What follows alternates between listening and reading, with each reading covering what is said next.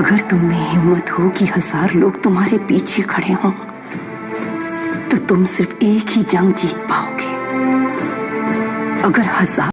नमस्कार दोस्तों, आपका स्वागत है आपके अपने YouTube channel doctor the path finder में। मैं डॉक्टर देवाशीष यादव।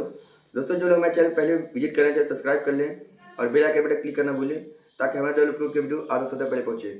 दोस्तों, चैनल के उद्देश्य आपको नई प्रक्रिया की जानकारी देना है और कानूनी किसी भी समस्या में अगर आप उलझे हैं तो इस वीडियो के कमेंट बॉक्स में आप कमेंट कर सकते हैं।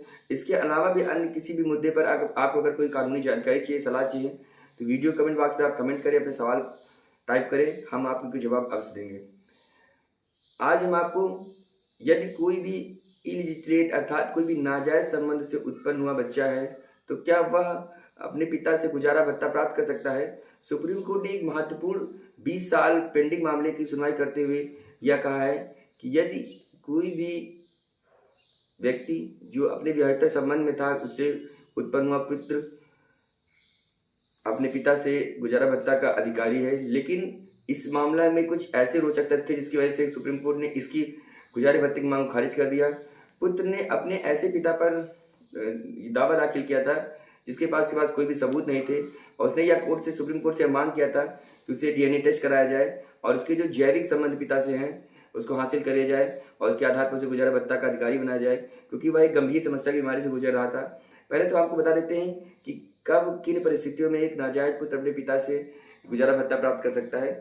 यदि कोई भी नाजायज पुत्र के ऐसी कोई गंभीर बीमारी से, कोई ऐसी गंभीर आर्थिक समस्या से गुजर रहा है जिससे वो अपना जीवन यापन नहीं कर पा रहा है, वह जीवन यापन करने में असमर्थ है, अपना जीवन चलाने में, तो वह अपने पिता से जो उसके वैध पिता है या फिर अवैध जो पिता है उनसे वह गुजारा भत्ता हासिल कर सकता है।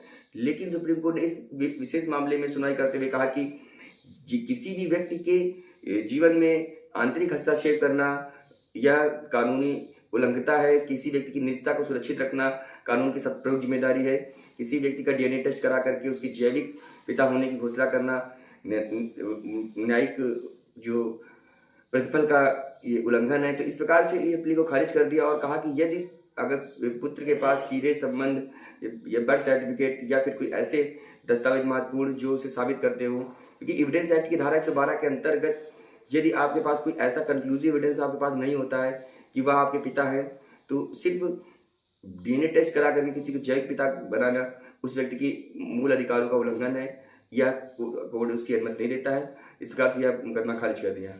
दोस्तों, अगर आपको इस CRPC 125 के प्रावधानों की किसी भी जानकारी चाहिए कि गुजारा भत्ता कैसे बनता है, कैसे का बचाव करना चाहिए, कैसे आपको इससे बाहर आना चाहिए, तो आप इसी वीडियो कमेंट बॉक्स में कर सकते हैं। अगर हमारी जानकारी को पसंद आई है तो वीडियो को लाइक जरूर करें और चैनल सब्सक्राइब करें। नमस्कार।